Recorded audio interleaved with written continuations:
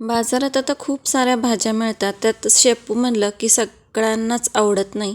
पण अशा पद्धतीने करा, खूप छान लागते. तर इथं मी लसूण बारीक चिरून घेतलाय, मिरच्या बारीक चिरून घेतल्या, शेपू स्वच्छ निवडून धुवून बारीक चिरून घेतली, त्यात मुगाची डाळ घातली आणि मीठ टाकलं. तर हे व्यवस्थित असं हलवून मिक्स करून ह्याच्यावर झाकण ठेवायचं.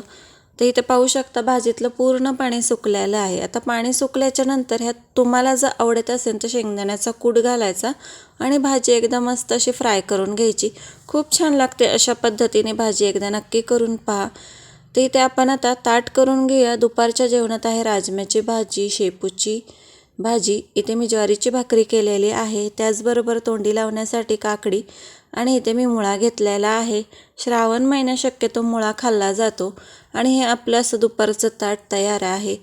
तुम्हाला जर ही रेसिपी आवडली असेल तर साधी सोपी नक्की चॅनलला लाईक शेअर करा.